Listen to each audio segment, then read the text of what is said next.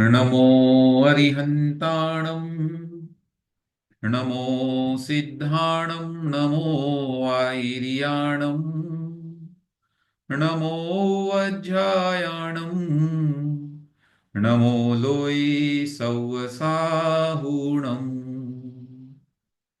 यस्य स्वयं स्वभावाप्ति रभावे कृत्स्नकर्मणः तस्मै संज्ञानरूपाय नमोस्तु परमात्मने। पंच परमेष्ठी भगवान की जय। देवादिदेव श्री 1008 ऋषभ देव भगवान की जय। परम पूज्य आचार्य प्रवर श्री पूज्यपाद देवनंदी महाराज की जय। परम पूज्य आचार्य गुरुवर श्री विद्यासागर जी आचार्य प्रवर श्री समय सागर जी महाराज की जय। जगत पूज्य निर्यापक श्रमण मुनि श्री सुधा सागर जी महाराज की जय। द्वादशांग जिनवाणी माता की जय। आइए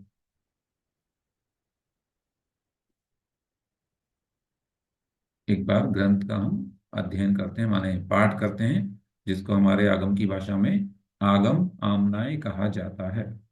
ठीक है, फिर आगे हम वाचना अथवा उसका उपदेशात्मक स्वाध्याय करेंगे। यस्य स्वयं स्वभावाप्ति रभावे कृत्स्नकर्मणः तस्मै संज्ञानरूपाय नमोस्तु परमात्मने। योग्योपादानयोगेन दृश्यदः स्वर्णतामता द्रव्यादिस्वादिसम्पत्ता वात्मनोऽप्यात्मता मता वरं व्रतैः पदं दैवं नाव्रतैर्वत नारकम् छाया तपस्थयोर्भेदः प्रतिपालयतोर्महान् यत्र भावः शिवं दत्ते द्यौकियद्दूरवर्तिनी यो नयत्याशु गव्यूतिं क्रोशार्धे किं ससीदति ऋषिकजमनातङ्कं दीर्घकालोपलालितं नाके नाकौकसां सौख्यं नाके नाकौकसामिव वासनामात्रमेवैतत् सुखं दुःखं च देहिनां तथा ह्युद्वेजयन्त्येते भोगा रोगा इवापदि मोहेन संवृतं ज्ञानं स्वभावं लभते नहि मत्तः पुमान् पदार्थानां यथा मदनकूद्रवैः वपुर्गृहं धनं दाराः पुत्राः मित्राणि शत्रवः सर्वथान्यस्वभावानि मूढः स्वानि प्रपद्यते दिग्देशेभ्यः खगा एत्य संवसन्ति नगे नगे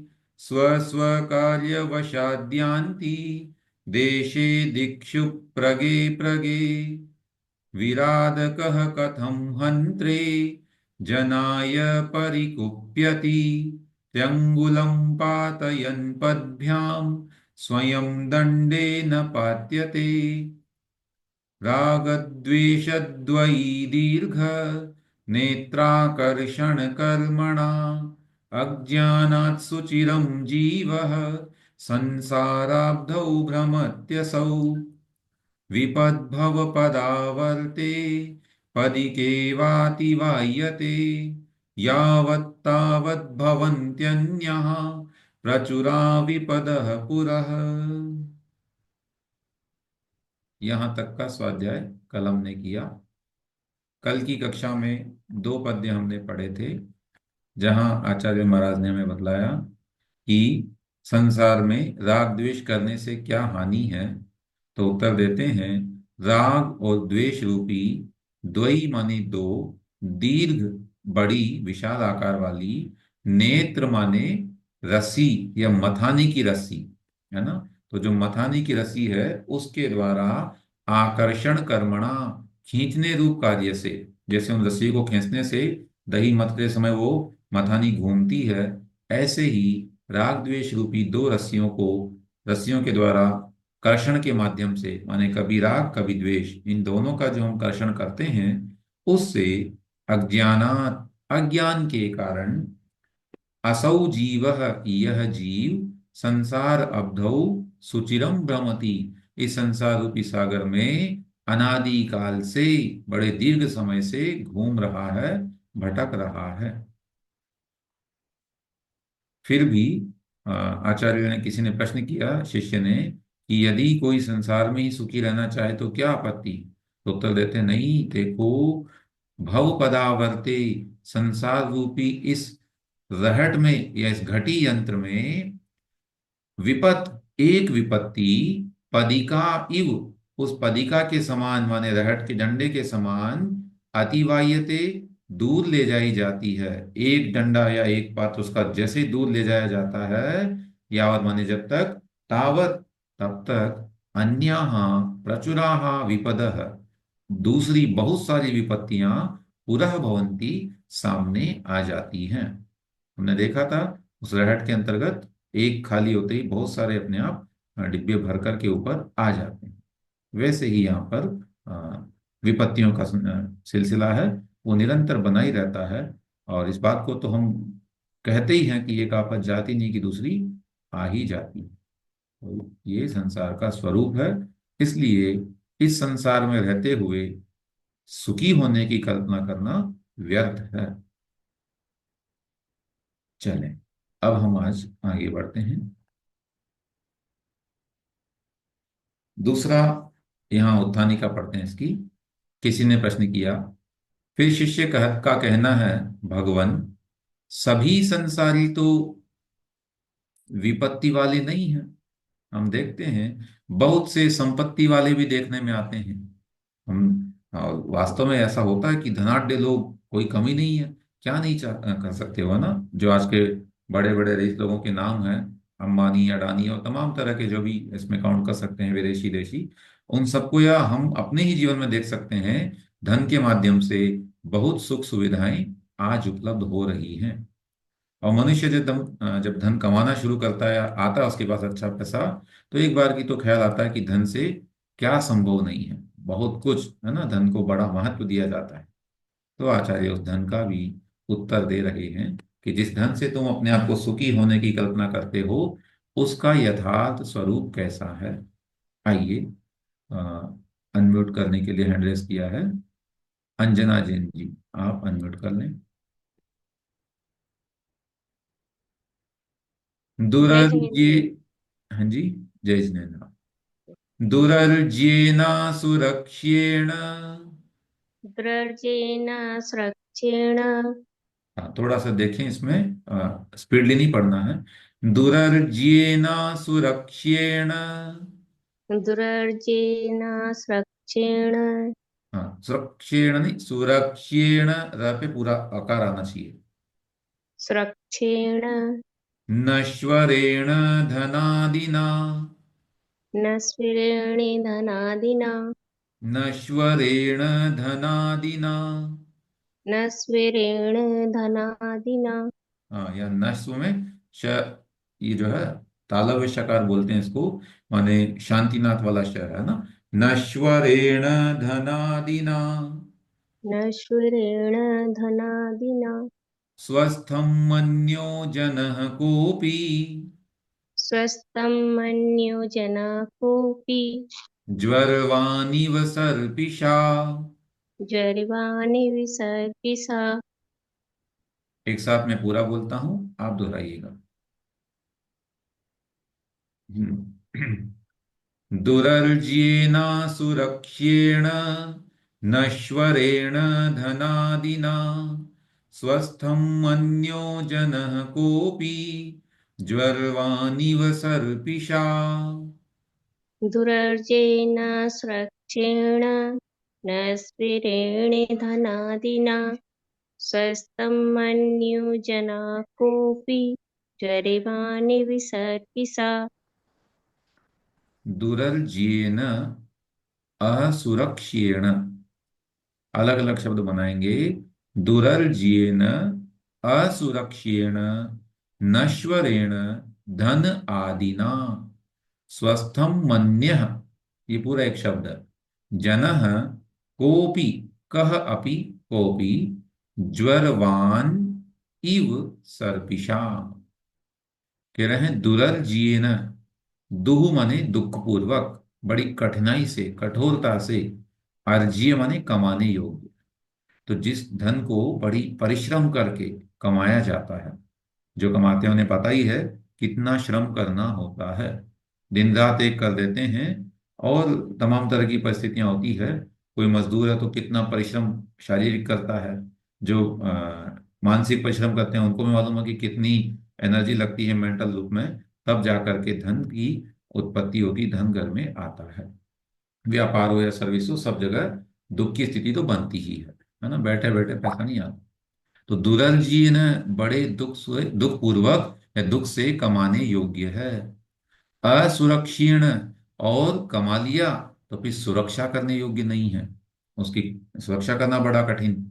सोना खरीद लीजिए, अब चिंता टेंशन शुरू हो जाएगी कि उसको संभाल के कैसे रखें। बैंकर में रखा है ना, बैंक लॉकर में रखते हैं, अथवा जहां जहां तमाम तरह के उपाय किए जाते हैं, फिर भी वह सुरक्षित रहे, इस बात का कोई गारंटी नहीं है। नश्वर है, तीसरी बात कह दी, और फिर वह नश्वर और है। एक तो असुरक्षित हो गया, और फिर नश्वर भी है, हमेशा बना रहने वाला नहीं है। यदि ऐसा होता तो अनेक लोग ऐसे देखने को मिलते जिनके यहाँ धन कभी खत्म ही नहीं होता। लेकिन लक्ष्मी का स्वरूप ही ऐसा है कि वह तो नष्ट होती ही होती है, रखे रखे नष्ट हो जाती है ना। धन में डिमोनेटाइजेशन होता ही होता है, उसकी वैल्यू अपने आप कम होती जाती है। और भी अनेक प्रकार के वहां पर जो है प्रकरण देखे जाते हैं। जब पाप कर्म का उदय आता है तो बड़े बड़े धनाढ्य लोग भी तुरंत गरीब बन जाते हैं, धन नष्ट हो जाता है। एक छोटी सी बीमारी किसी को लग गई, लाखों करोड़ों रुपए कब खर्च हो जाते हैं पता नहीं लगता। तो ऐसा ये स्वरूप है। पहली बात, बड़ी कठिनाई से कमाने योग्य। दूसरा, जिसको सुरक्षित रखना बड़ा कठिन, माने असुरक्षित है। और तीसरा, नश्वर है। ऐसे धन आदि ना, धन आदि के द्वारा, अब आदि में सब लगा लेंगे, जिस जिस चीज से हम अपने आप को संसार में सुखी मान रहे हैं, वे सब वस्तुएं यहाँ पर जोड़ लेनी चाहिए। तो उन धन आदि से स्वस्थम मन्य, स्वस्थम मन्य का मतलब होता है स्वस्थ मानने वाला, स्वयं को जो स्वस्थ मानता है, ऐसा कोपी जन, कोई व्यक्ति जो अपने आप को स्वस्थ मानता है कि मैं तो बड़ा सुखी हूं, आनंदमय हूं, क्या कमी है आज, इस तरह का जो सोचता है, वह कैसा है? ज्वरवान इव सर्पिषा, कोई व्यक्ति जैसे अपने आप को ज्वरवान, ज्वर वाला व्यक्ति है, और सर्पिषा, घी से, सर्पी माने घी होता है, तो घी के माध्यम से स्वयं को स्वस्थ मानने वाले के समान है। तो स्वस्थम मानने का दो अर्थ लगा लेंगे यहाँ पर। एक तो यहाँ पर स्वस्थ माने सुखी मानने वाला, और दूसरा यहाँ पर जब ज्वरवान से लगाएंगे तो कोई, जैसे किसी को बुखार आए और वह स्वयं को घी पी करके और ये सोचे कि मैं इससे स्वस्थ हो जाऊंगा, तो ऐसा होता नहीं, बल्कि उससे ज्वर बढ़ जाता है, उससे और अधिक पीड़ा होती है। ऐसे ही अधिक अधिक धन कमाने वाले को, उसे पता है कि वह कितना अधिक टेंशन में है, कितनी बीमारियां उसके पास है, और जो भी उसको दुख है वही जानता है। अस्तु, पुनः एक बार शब्द से अर्थ बताते हैं। दुर्जय ने, बड़ी कठिनाई से कमाए जाने वाले। असुरक्षीण, सुरक्षित नहीं रखने योग्य, अथवा हमेशा सुरक्षित नहीं रहने वाले। नश्वरेण, जो नाशवान है, नश्वर है, नष्ट होने वाला है। ऐसे धन आदि ना, धन आदि के द्वारा स्वस्थम मन्य, अपने आप को स्वस्थ मानने वाला। कोपी जन, कोई भी व्यक्ति कैसा है? जो सर्पिशा, घी पी करके या घी के माध्यम से, ज्वरवान, कोई बुखार वाला व्यक्ति, ज्वर वाला व्यक्ति अपने आप को स्वस्थम मन्य माने स्वस्थ मानने वाले के, इव माने समान है, उसकी तरह है। जैसे बुखार वाला व्यक्ति अपने आप को अगर घी से स्वस्थ माने तो यह उसकी अज्ञानता है, उसका यह गलत विश्वास है। चलें, भावार्थ लिख रहे हैं। पहले तो धन बड़ी कठिनाई, परिश्रम और कष्ट से कमाया जाता है और थोड़ा थोड़ा करके एकत्रित किया जाता है। यदि किसी तरह कुछ धन इकट्ठा भी हो जाए तो उसे चोर, डाकू, राजा, भाई, पुत्र, स्त्री, मित्र, अग्नि आदि से सुरक्षित रखना बहुत कठिन है। आने का मार्ग एक, जाने के कितने मार्ग हैं। किसी तरह धन सुरक्षित भी रहे तो वह सदा बना नहीं रहता। परिवार के पालन पोषण में, संतान के पढ़ाने लिखाने में, विवाह कार्य में, रोग की चिकित्सा करने में, खाने पीने ओढ़ने में वह नष्ट होता ही है। ऐसे धन के द्वारा कोई मनुष्य अपने आप को सुखी माने तो वह वैसा ही मूर्ख है जैसे कि ज्वर से पीड़ित माने बुखार वाला मनुष्य घी पी करके अपने आप को सुखी अथवा बलवान समझे। यानी शांत ज्वर, या शांत लिख रहे हैं ऊपर, शीत ज्वर है, इसको देखना पड़ेगा। कोई एक प्रकार का ज्वर है, उस ज्वर के समय घी पी लेने से जैसे ज्वर बढ़ता है, उसी तरह ज्यो ज्यो मनुष्य के पास धन बढ़ता है, त्यों त्यों उसे चिंता, भय, व्याकुलता भी बढ़ती जाती है। शांति, सुख, संतोष तो धन छोड़ने से मिलता है। आदरणीय गुरु जी हमारे पंडित रतनलाल जी बेनड़ा साहब, उनका एक पद्य मुझे याद आ रहा है, वो सुनाया करते थे अक्सर इसको, और इसी विषय में वो प्रसंग में कारगर बैठता है। उससे भी स्पष्ट होता है कि धन से कैसी लालसा मनुष्य की होती है। किसी कवि ने लिखा ये, चाहत है धन होय किसी विध, तो कछु काज सरे जिय राजी। गेह चिनाय करूं गहना कछु, ब्याह सुता सुत बाटिए भाजी। चिंतत यो दिन रेन गए जम, आन अचानक देत दगाजी। खेलत खेल खिलाड़ी गए, रह जाय रुकी शतरंज की बाजी। माने मनुष्य की यही चाहत है कि किसी भी प्रकार से थोड़ा धन हो जाए तो फिर मैं क्या करूंगा, किसी भी प्रकार से धन होकर के मैं कुछ गेह चिनाए, अच्छा सा घर बनाऊं, फिर कुछ गहने बना लूं, है ना। गेह चिनाए करूं गहना कछु, ब्याह सुता सुत बाटिए भाजी। अपने पुत्र पुत्री के विवाह में बड़ा अच्छा भाजी बांटना, माने गिफ्ट देना लोगों को, जो है बहुत अच्छे अच्छे उपहार दे करके, और अपने परिवार का नाम करूं कि मैंने अपने पुत्र का विवाह कितनी शान से किया। इस तरह से चिंतत यों दिन रैन, ऐसा चिंतन करते करते दिन रात, और जम आन अचानक देत दगाजी, यमराज यानी मृत्यु अचानक आकर के धोखा दे देती है।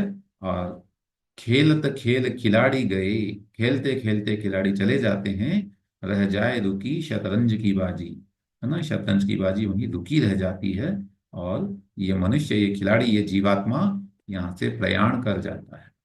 अतः इन धन इत्यादि से स्वयं को सुखी मानना यह कदापि बुद्धिमानी नहीं है।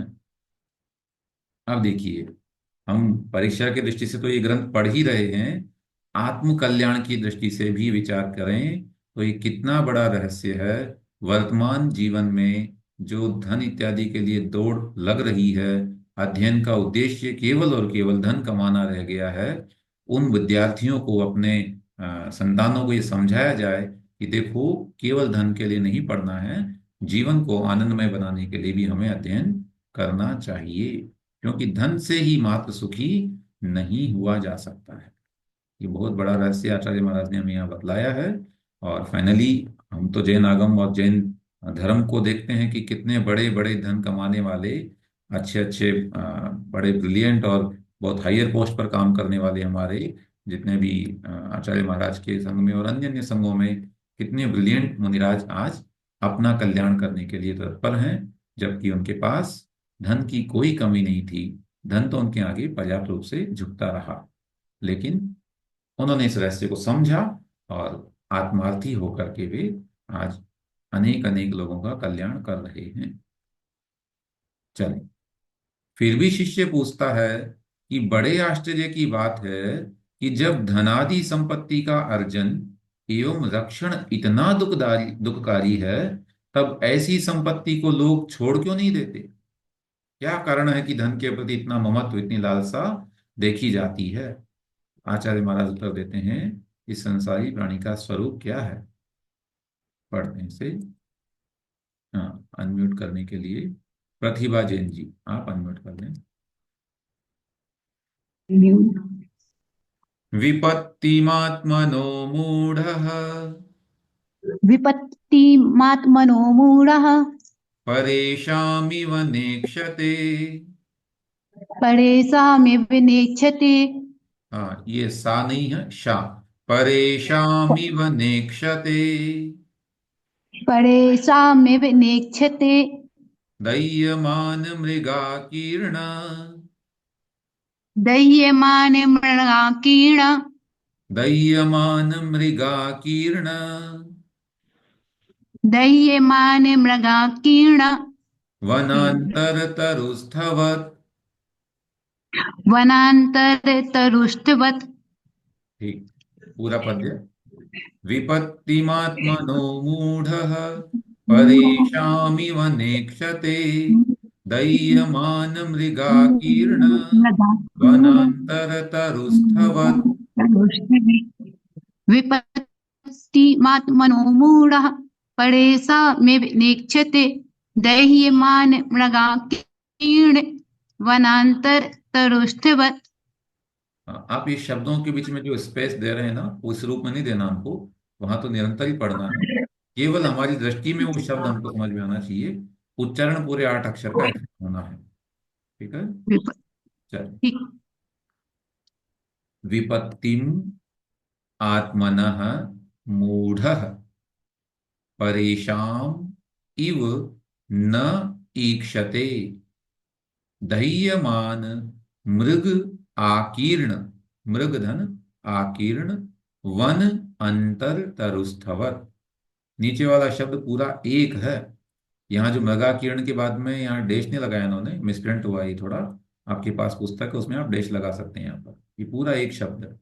दह्यमान मृगाकीर्ण वनांतर तरुस्थवत। यहाँ पर देखें, विपत्तिम, विपत्ति को, आपत्ति को, आत्मनः अपनी, अपनी विपत्ति को, मूढ़ मूर्ख व्यक्ति, यह मूर्ख प्राणी अपनी विपत्ति को, कैसी विपत्ति को? परेशान इव, जैसे अन्य पर आई है, दूसरों की जो विपत्ति है उसके समान अपनी विपत्ति को न ईक्षते, नहीं देखता है। इस संसारी प्राणी का ये स्वरूप है कि इसे दूसरों की विपत्ति देख करके शिक्षा नहीं मिलती। जब खुद पर बीतती है तभी शिक्षा लेता है, अन्य को देख करके शिक्षित नहीं होता।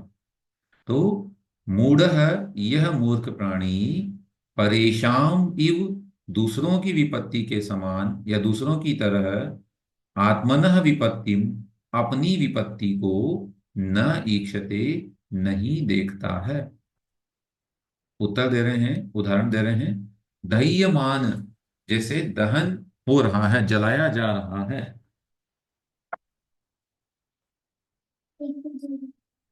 दह्यमान का अर्थ होता है जलाया जाता हुआ। ये मान जो है शानच प्रत्यय है, ऐसा करके इसका अर्थ होता है कोई क्रिया हो रही है। तो जल रहा है जो, ऐसे जलते हुए। मृग माने पशु पक्षी। वैसे मृग का मतलब अपन हिरण जानते हैं केवल, लेकिन मृग का एक अर्थ अन्य पशुओं को भी मृग कहा जाता है। जैसे वहां है ना वक्तम स्तोत्र में, मृगी मृगेंद्रम। तो मृगेंद्र का मतलब वहां पर पशुओं का इंद्र माने सिंह होता है। तो विपत्ति, सॉरी, दह्यमान मृग आकीर्ण, जलते हुए, और मृग आकीर्ण, पशुओं से भरे हुए, जहां पर बहुत सारे पशु विचरण कर रहे हैं, ऐसे जलते हुए। वन माने वन के, अंतर माने अंदर, उस वन के अंदर। तरुस्थवत, तरु पर बैठते हुए, बैठे हुए, अर्थात कोई जंगल है जहां पर आग लग गई है, बहुत सारे पशु पक्षी इत्यादि वहां पर भाग रहे हैं इधर उधर अपने प्राण बचाने के लिए। और उसी जंगल में एक पेड़ के ऊपर एक मनुष्य बैठा हुआ है। और वह मनुष्य क्या सोच रहा है? आग लगी बड़ी दूर है, मुझे क्या आपत्ति है, लगी सो लगी है। जिसके जीवन में लगी वो भागेगा, मुझे कहाँ समस्या है। तो यह है उसकी मूर्खता ही तो है।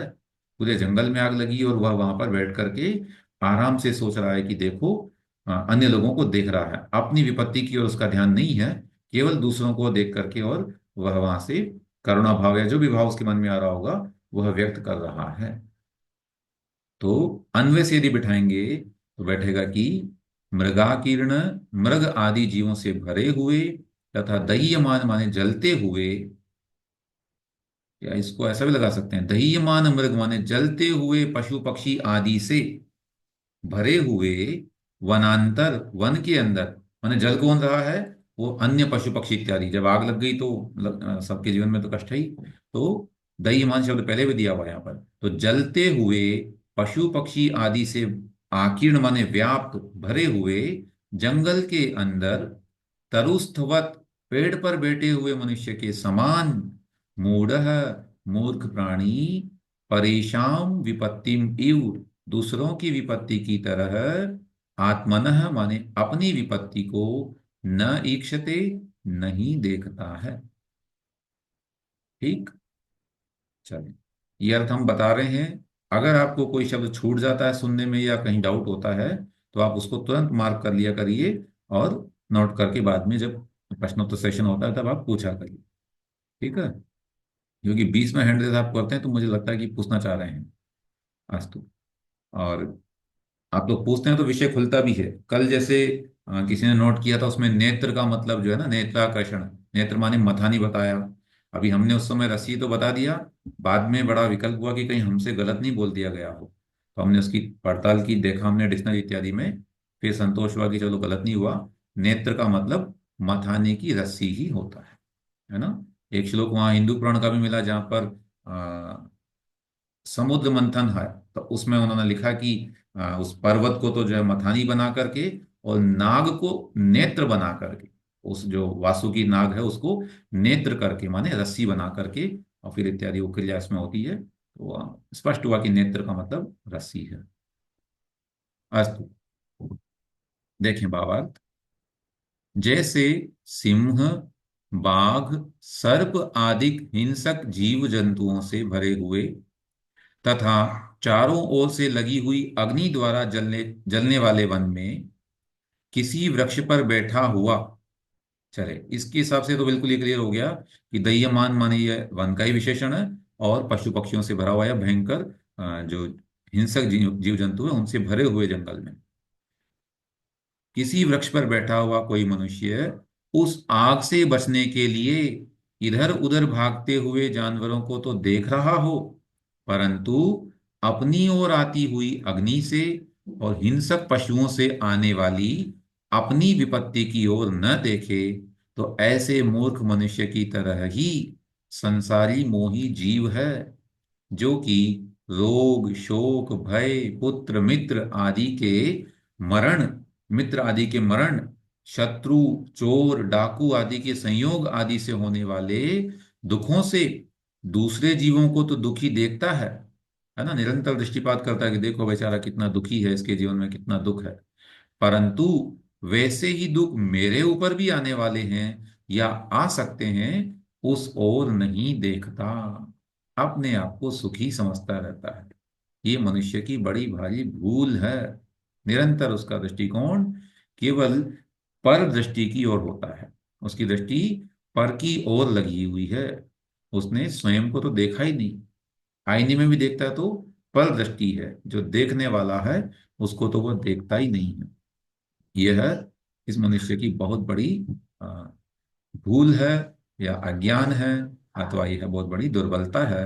वह जानता है, कई बार तो ऐसा भी कि नहीं नहीं जानता है, उसको आगम ने बतलाया, आचार्य ने बतलाया, मुनिराजों के उपदेश में सुना, फिर भी दृष्टिकोण बार बार पर की ओर ही जाता है। परान्वेषी दृष्टि है ना, स्वान्वेषी नहीं है। यही सबसे बड़ी समस्या है।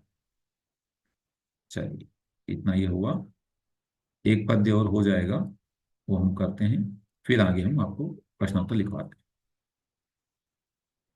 उत्थानी का, फिर भी शिष्य का कहना है, हे भगवान, क्या कारण है कि लोगों को निकट आई हुई विपत्तियां दिखाई नहीं देती।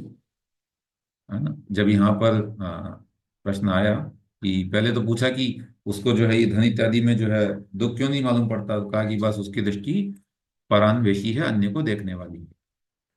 अब आचार्य जवाब देते हैं, लोभात, लोभ के कारण, हे वत्स, धनादिक की आसक्ति से धनी लोग सामने आई हुई विपत्ति को नहीं देखते हैं। ये उसका लोभ निरंतर कार्य करता रहता है और उसको जो है विपत्ति से भी अधिक संपत्ति दिखाई देती है। देखें, हाँ, उच्चारण के लिए हैंडल्स किया है। पेज खत्म हो गए। एक मिनट, दीपाली जैन जी आप अनम्यूट कर लें। खत्म हो गए।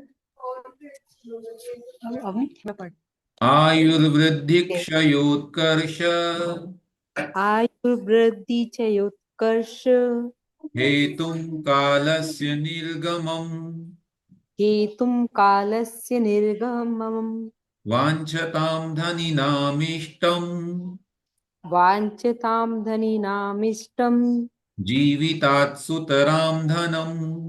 जीवितात् सुतरां धनम्। पूरा पद एक साथ बोलता हूं।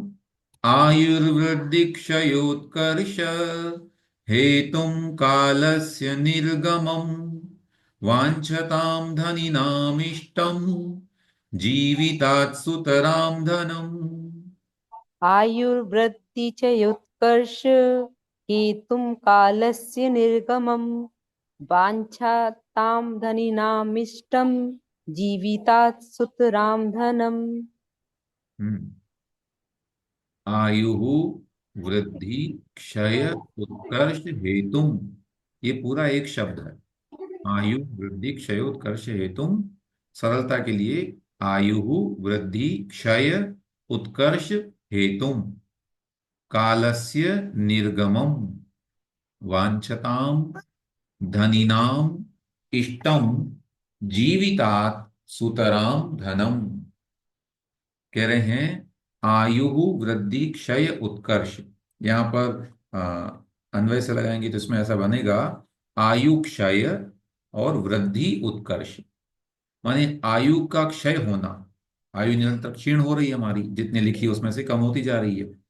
और वृद्धि, वृद्धि शब्द का एक अर्थ यहाँ पर ब्याज भी होता है ना। अथवा धन ले रहे हैं तो धन के उत्कर्ष, धन जो बढ़ता है, ब्याज जब बढ़ता है, कैसे बढ़ता है? कालस्य निर्गमम, उसका हेतु क्या है? काल का निर्गमन होना। समय जैसे जैसे बीतता जाता है, आयु कम होती जाती है और ब्याज बढ़ता जाता है या धन बढ़ता जाता है। लेकिन जिस मनुष्य की दृष्टि धन की ओर होती है, वह आयु के क्षय को नहीं देखता। उसे तो क्या दिखता है? जितना समय बीत रहा उतना ब्याज बढ़ रहा है, पैसा बढ़ रहा है, धन का उत्कर्ष बढ़ रहा है। तो इस कारण से धनी नाम, उन धनियों को जो क्या है, वांछताम, चाहते हैं। किसको चाहते हैं? धन को चाहते हैं। तो धन को चाहने वाले पुरुषों के लिए जीवितात, जीवन से भी, सुतराम यानी अधिक, धनम इष्टम, धन प्रिय होता है, धन अभीष्ट होता है। तो जो लोग धन चाहते हैं, ये धन का लोभ या धन का लालच ऐसा होता है कि अपने प्राणों से भी अधिक उन्हें धन का लोभ हो जाता है। आगम में हम कथा पढ़ते हैं, राजा शृणिक के दरबार में वह श्रेष्ठी जो बड़ा रत्नमय एक रखता था अपने पास में बैल, और फिर भी बहती हुई तीव्र धारा में से लकड़ी के लट्ठे इकट्ठे करके और उन्हें बेचता था, दिन रात काम करता था, है ना। और फिर रानी ने देखा कि वो रात में बड़ा कोई है जिसको ऐसा कष्ट हो रहा है, तो उसने राजा से कहा कि ऐसा अपने जीवन में, अपने राज्य में कैसा, बाद में कथा हमने सबने पढ़ी है, ऐसा दिव्य महल, ऐसा या ऐसा दिव्य बलिवर्ग या वृषभ जैसा राजा के पास भी नहीं था पूरी उसकी गौशाला में या वृषभशाला में। तो राजा भी दंग रह जाता कि ऐसा भी कोई लालची हो सकता है। तो वही कह रहे हैं यहाँ पर कि पुनः एक बार देखेंगे, कालस्य निर्गमम, समय का व्यतीत होना, निर्गमन होना माने निकलना, काल का निकलना या काल का व्यतीत होना, आयु वृद्धि क्षय उत्कर्ष हेतुम, तो क्रमशः लगाएंगे आयु के क्षय का कारण है, और वृद्धि उत्कर्ष माने ब्याज अथवा धन के उत्कर्ष का हेतु है। और धनिनाम वांछताम धनिनाम, धन को चाहने वाले मनुष्य को जीवितात, जीवन से भी, सुतराम यानी अधिक, धनम इष्टम, धन प्रिय होता है। यह धन का या लोभ लालच का स्वरूप ही ऐसा है। भावार्थ, मनुष्य के जीवन का एक एक क्षण अमूल्य है। अपने जीवन में मनुष्य मुनि दीक्षा लेकर यदि तपस्या करे तो शुक्ल ध्यान द्वारा अंतर मुहूर्त में केवल ज्ञान प्राप्त कर अजर अमर अनंत ज्ञानी और अनंत सुखी बन सकता है। ज्ञान वृद्धि के, चारित्र वृद्धि के, स्वपरोपकार के अनेक महत्वपूर्ण कार्य कर सकता है, अच्छा यश प्राप्त कर सकता है। इस कारण बुद्धिमान, आत्मदर्शी और धर्मात्मा व्यक्ति अपनी आयु के एक एक क्षण का सदुपयोग करते हैं। हम देखते हैं मुनिराज बिल्कुल एक भी क्षण नष्ट नहीं करते, हम लोगों की तरह कभी प्रमाद नहीं करते। आज संडे है, चलो बस अब तो आराम से उठेंगे, कोई दिल है ना, ऐसा नहीं सोचते हो कभी। उनका समय बिल्कुल फिक्स है, एक एक क्षण उनका नियत है। परंतु अपनी आत्मा का महत्व न समझने वाले काल का निर्गमन माने व्यतीत होना, वो क्या मानते हैं? आयु के क्षय का और धन की वृद्धि का कारण मानते हैं। अर्थात प्रतिक्षण आयु घट रही है और ब्याज में रखा हुआ धन बढ़ रहा है। परंतु उस काल का ऐसा निर्गमन को चाहने वाले धनिक लोगों के जीवन में, धनिक लोगों को जीवन से अधिक धन प्यारा है। उनकी दृष्टि जीवन के क्षय पर नहीं हो रही है, उनकी दृष्टि धन की वृद्धि पर होती है। बस उनका एक ही लक्ष्य है, जितना समय बीत रहा उतना पैसा आए आए और आए। काल का व्यतीत होना आयु के क्षय का कारण है। फिर भी यह मोही अपने प्राणों के क्षय का विचार न करके यह चाहते हैं कि शीघ्र दिन बीतें और मुझे धन की प्राप्ति हो। ऐसे व्यामोह के कारणभूत धन को धिक्कार है। ये तो सर्विस में एक मान लीजिए 60 साल के बाद आदमी रिटायर हो जाता है, व्यापार में तो रिटायरमेंट की कोई एज ही नहीं है। निरंतर जब तक बिल्कुल पांचों इंद्रियों में क्षमता है, पांचों छोड़िए एक भी इंद्रिय में क्षमता है, तब तक कार्य चलता रहता है। बाकी तो आजकल डुप्लीकेट मिल ही जाती है सब कुछ, आंखें डुप्लीकेट, कान डुप्लीकेट हो गए हैं, दांत डुप्लीकेट हो गए हैं। हर चीज अपने आप में मैकेनिकल हमको मिल रही है, और उससे मनुष्य स्वयं को और अधिक बलवान बना करके कार्य करने की चेष्टा करता है। परंतु यथार्थ हम सभी जान ही रहे हैं, आचार्य बता रहे हैं। ठीक, आज 3 पद्यों का हमने अध्ययन किया, यहाँ तक रखते हैं। और आज के प्रश्न आप लिख लीजिए, फिर आपके प्रश्नोत्तरों पर चर्चा करें। चलें, पहला प्रश्न।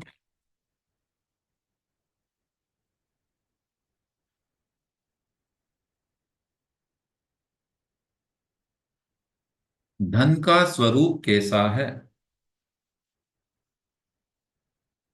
प्रश्न 1।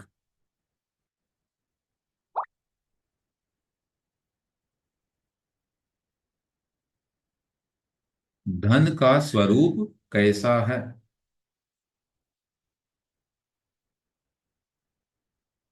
दूसरा प्रश्न, स्वयं को धन आदि से सुखी मानना किसके समान है? स्वयं को धन आदि से सुखी मानना किसके समान है? तीसरा प्रश्न, सर्पिश किसे कहते हैं? सर्पिश किसे कहते हैं?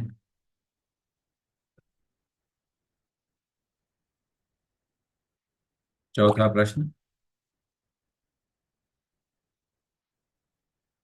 संसारी प्राणी किसकी विपत्ति को देखता है और किसकी विपत्ति को नहीं देखता है?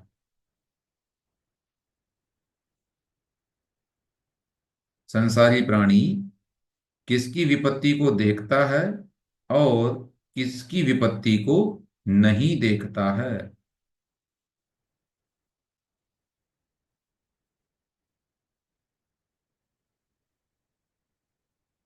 प्रश्न संख्या 5, जलते हुए वन में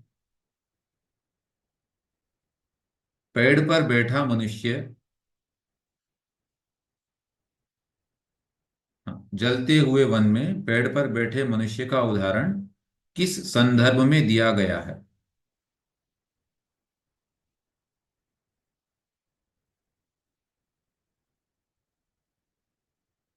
चलिए अगला प्रश्न।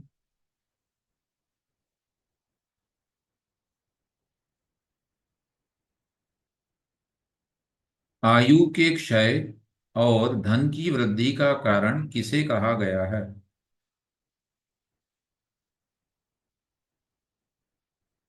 आयु के क्षय और धन की वृद्धि का कारण किसे कहा गया है?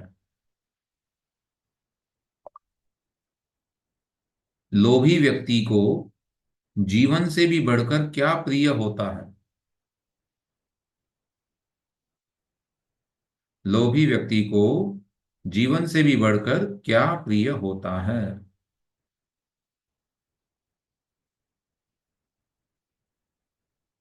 चलिए ये प्रश्न हो गए अपने। और अब यहाँ तक ही हम रखते हैं इस कक्षा को।